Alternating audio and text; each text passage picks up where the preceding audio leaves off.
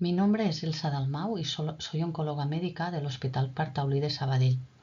Dentro del módulo 5 de lesiones de riesgo y concretamente en la parte de carcinoma ductal in situ, voy a centrarme en lo que es el tratamiento hormonal de estas pacientes. Para introducirnos en el tema, decir que el carcinoma ductal in situ representa actualmente una quinta parte de los nuevos diagnósticos de cáncer de mama, afectando a entre 1,6 y 2 de cada 1000 mujeres sometidas a cribado. Estudios retrospectivos muestran que entre un 20 y un 50% de los ductales in situ no tratados van a evolucionar a enfermedad invasiva, que el riesgo de muerte por cáncer de mama en las mujeres que reciben el diagnóstico de un ductal in situ es de 1,8 veces superior al de la población global y varía entre 17 veces superior en mujeres más jóvenes hasta un riesgo mucho más bajo en mujeres de más de 65 años. Se estima que la mortalidad por cáncer de mama específica es de 1,1% después del diagnóstico y a los 20 años sube al 3,3%. El riesgo de muerte por cáncer de mama aumenta después de una recaída cuando aparece enfermedad invasiva, tanto a nivel ipsilateral como contralateral, pero en cambio no aumenta después de una recaída conductal in situ. A la hora de definir el tratamiento de estas pacientes, podemos fijarnos en qué dicen las guías clínicas. A nivel europeo, las guías de la ESMO nos dicen que tanto el tamoxifeno como los inhibidores de la aromatasa se podrían usar después de un tratamiento local o después de una mastectomía. Y las guías americanas nos dicen que podríamos usar el tamoxifeno en pacientes premenopáusicas o el tamoxifeno o inhibidores en pacientes posmenopáusicas, con cierta ventaja de los inhibidores de la aromatasa en pacientes de menos de 60 años o en pacientes con riesgo de tromboembolismo. Pues bien, ¿en qué se basan estas guías clínicas para recomendar estos tratamientos? Pues se basan básicamente en cuatro grandes estudios. Dos estudios en que se comparaba placebo versus tamoxifeno, son los dos estudios más antiguos, alrededor del año 2000, y dos estudios más nuevos en que se compara el tratamiento estándar en ese momento, que es el tamoxifeno, con los inhibidores de la aromatasa. Los dos primeros estudios en que se intenta mirar el beneficio de añadir tamoxifeno a estas pacientes son el NCABP-B24 y un estudio inglés y australiano. En el primer estudio, en el NCABP-B24, es un estudio que incluye pacientes con ductal in situ o lobulillar in situ, a las que se han sometido a una tumorectomía y que se randomizan a recibir radioterapia y placebo versus radioterapia y tamoxifeno 20 miligramos al día durante 5 años. El objetivo primario es la aparición de tumor invasivo o no invasivo, IPSI o contralateral. Como vemos aquí, el 60% de las pacientes son posmenopáusicas y un 16% tenían márgenes positivos después de la cirugía, porque no era un criterio de exclusión. Lo que nos demuestra este estudio es que el uso de tamoxifeno reduce significativamente la aparición de eventos IPSI contralaterales, mientras que a nivel ipsilateral solo es significativo en la aparición de carcinoma invasivo, a nivel contralateral solo es significativo con los eventos no invasivos. No se demuestran diferencias significativas en supervivencia en estos estudios. Por otro lado, la edad joven de menos de 50 años, los márgenes positivos o la presencia o no de comedonecrosis son factores de riesgo asociados al aumento de recaída. Unos años más tarde se hace un estudio retrospectivo para revisar los resultados en función de los receptores hormonales. Recordemos que al inicio en este estudio los pacientes no tenían que tener receptores hormonales positivos. Las muestras son viables en 732 pacientes y vemos aquí que el 64% tienen receptores hormonales positivos, mientras que el 20% son triples negativos. Se demuestra un beneficio del tratamiento con tamoxifeno en la recaída y más específicamente en la recaída invasiva en pacientes con receptores hormonales positivos, tanto a nivel IPSI como contralateral, mientras que en los receptores hormonales negativos no se demuestra ningún beneficio. El otro estudio, el estudio inglés australiano, incluye pacientes con ductal in situ que hayan sido sometidas a una tumorectomía, que los márgenes sean negativos y tiene 4 ramas. Entonces, en este estudio se explora el beneficio de la radioterapia adyuvante y el tamoxifeno adyuvante. Y se hacen dos grandes comparaciones: cirugía versus cirugía y radioterapia o cirugía versus cirugía más tamoxifeno 20 miligramos al día durante 5 años. El objetivo primario es la aparición de carcinoma de mama invasivo ipsilateral. Con 5 años de seguimiento, los resultados de este estudio muestran un discreto beneficio no significativo en la aparición de todos los eventos. No hay diferencias en la recurrencia invasiva, pero sí en la recurrencia en forma de carcinoma ductal in situ. Una actualización posterior de este estudio, con resultados a los 10 años de seguimiento, muestra el beneficio del tamoxifeno en la aparición de eventos relacionados con el cáncer de mama y del carcinoma intraductal ipsilateral, pero no hay diferencias en el carcinoma invasivo ipsilateral. De estos dos estudios se hace un metaanálisis que se publica en el 2014 y que lo que demuestra es que hay un beneficio significativo del tratamiento con tamoxifeno en todos los ítems. Si bien es cierto que en el caso del carcinoma invasivo ipsilateral las diferencias no son significativas, pero sí que lo son en el carcinoma ductal in situ ipsilateral y contralateral y en el carcinoma invasivo contralateral.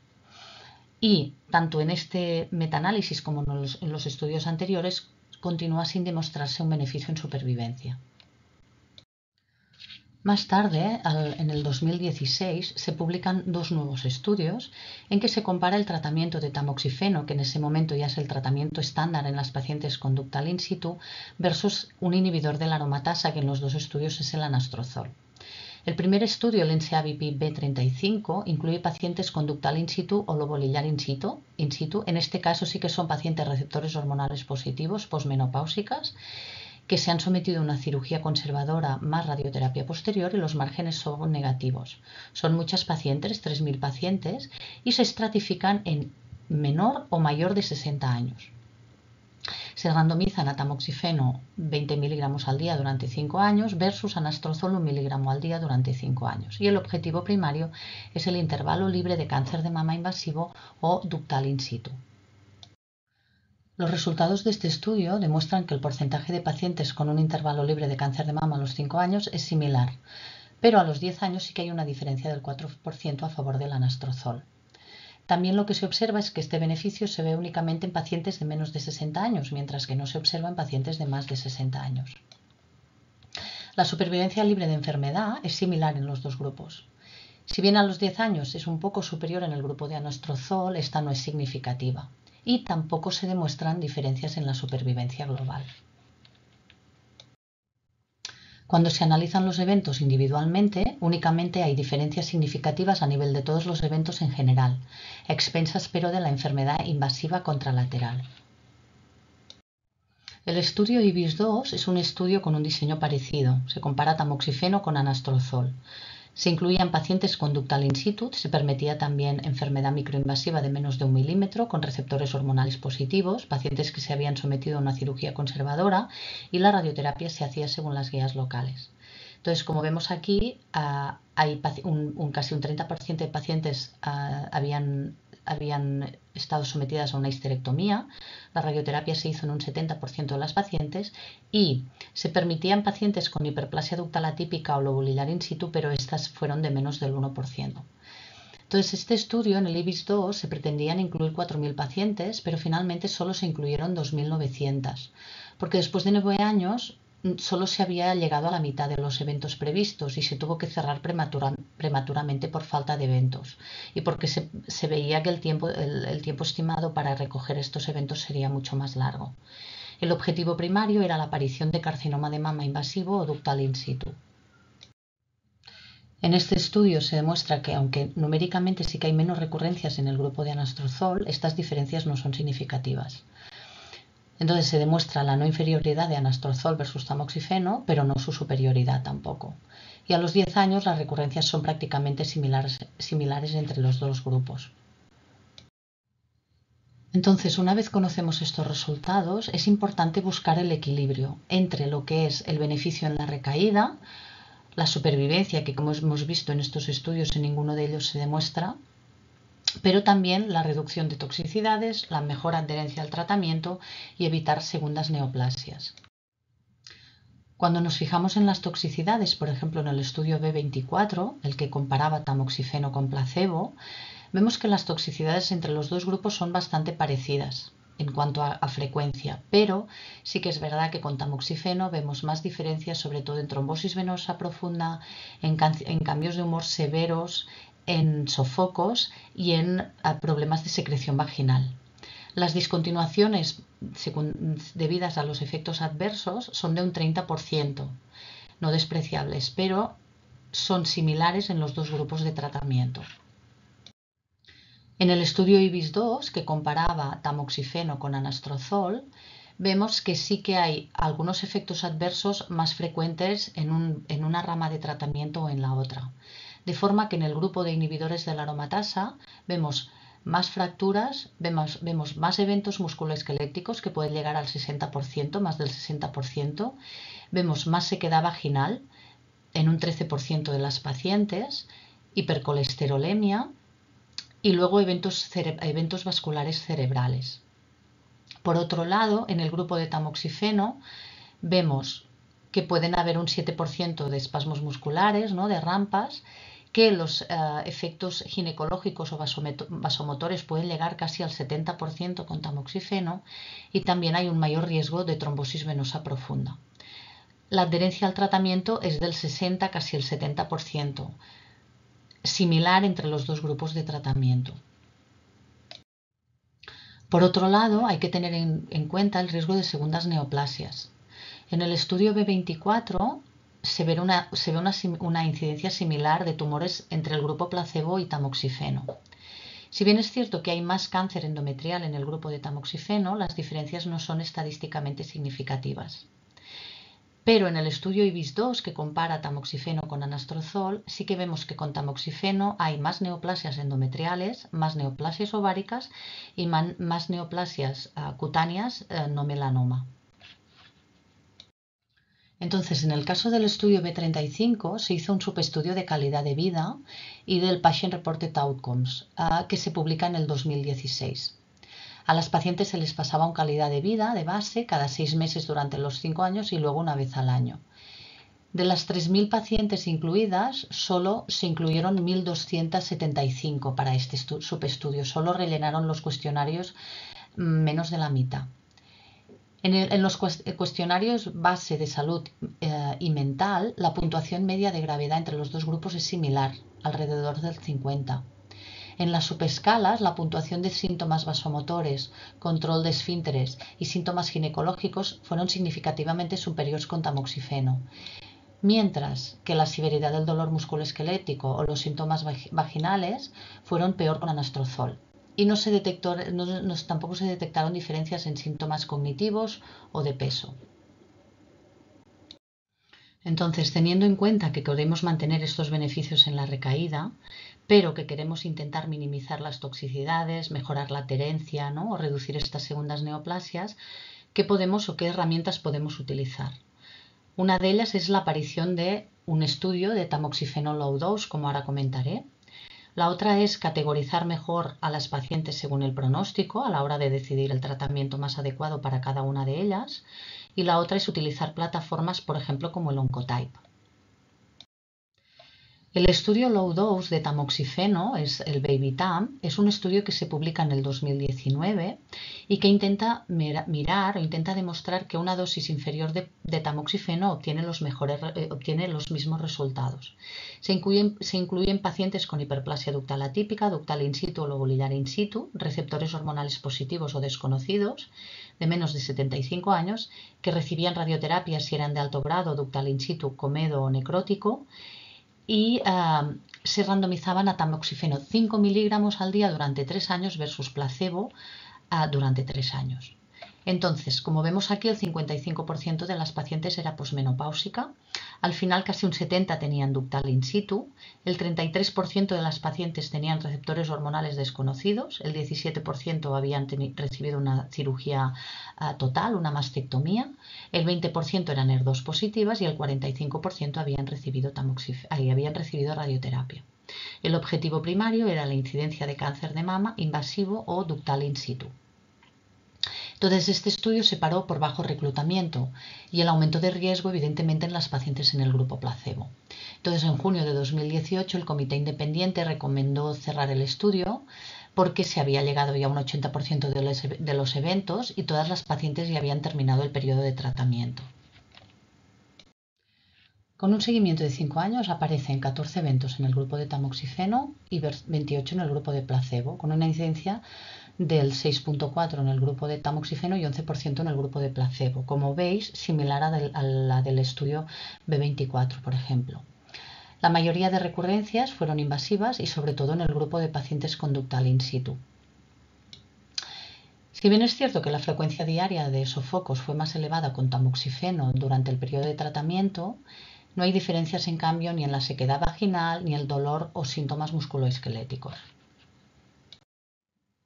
Por otro lado, se han hecho distintas aproximaciones para estratificar mejor el ductal in situ en grupos pronósticos, ¿no? Incluyendo márgenes, el grado nuclear, el tamaño, la arquitectura histológica, por ejemplo.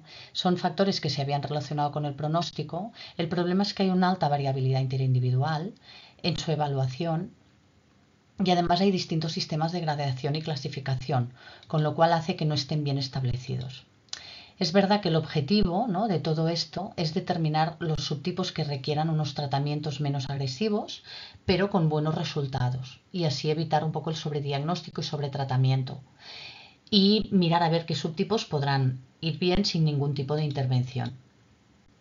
Entonces, en estudios prospectivos, por ejemplo, se muestra que lesiones con un grado nuclear bajo, con márgenes amplios o lesiones pequeñas, el riesgo de recaída sin radioterapia o tamoxifeno es menor, es bajo, del 15%. Hay distintos estudios, por ejemplo, que relacionan que la edad, ¿no?, las edades jóvenes pueden aumentar el riesgo en línea, por ejemplo, con la proximidad de los márgenes o la multifocalidad. La otra cosa es definir las pacientes por subgrupos, subtipos moleculares, ¿no?, utilizando como surrogado la inmunohistoquímica.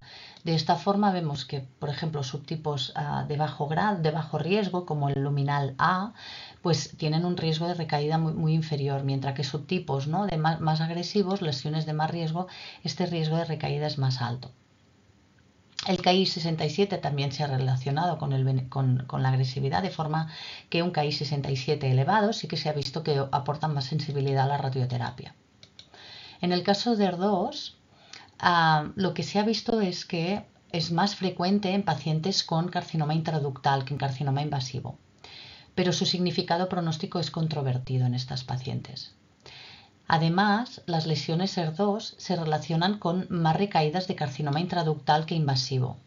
Y luego hay un estudio, el NCABP B43, que intentaba ver, ¿no?, objetivar el beneficio de trastuzumab adyuvante en pacientes con ductal in situ. Y si bien es cierto que fue un estudio negativo, lo que sí que se observó es que se conseguían reducir en un 19% las recaídas a nivel ipsilateral, ¿no?, sobre todo a expensas de enfermedad intraductal. Con lo cual, aunque fue negativo, sí que vale la pena conocer estos resultados. Y finalmente también se han diseñado plataformas, por ejemplo el Oncotype DX, que es una plataforma que utiliza la expresión de 12 genes que conforman un score y que demuestra poder cuantificar el riesgo de eventos en forma de recurrencia o enfermedad invasiva a nivel ipsilateral en pacientes que tenían operadas de ductal in situ con cirugía conservadora sin radioterapia. Entonces, se utilizaron dos estudios independientes para validar el valor pronóstico de este score y lo que se demostró es que las cohortes de bajo riesgo tienen una recurrencia local significativamente inferior. Aunque esta recurrencia es del 10-12%, es inferior, quizá aún no es demasiado alta para decidir que estas pacientes no tienen que hacer ningún tipo de tratamiento. Para concluir, finalmente, decir que la terapia endocrina con tamoxifeno ha demostrado reducir significativamente la aparición de eventos IPSI contralaterales en pacientes intervenidas de ductal in situ, que los estudios con inhibidores muestran un beneficio similar al tamoxifeno, pero con toxicidades distintas, y ninguno de ellos ha conseguido un beneficio en supervivencia. Que la decisión del tratamiento variará en función de las características clínicas de las pacientes, así como de los efectos secundarios que esperamos ver. Que los factores pronósticos siguen pendientes de definir. Hay puntos clave para el manejo del ductal in situ que deberían incluir qué pacientes tienen más riesgo de presentar recaída invasiva, en cuáles la excisión será suficiente y cuáles podrían evitar la radioterapia o incluso el tratamiento hormonal. Y finalmente, ¿no? Y muy importante, que es imprescindible el trabajo de los equipos multidisciplinares para definir la mejor estrategia de tratamiento para cada una de estas pacientes. Muchas gracias.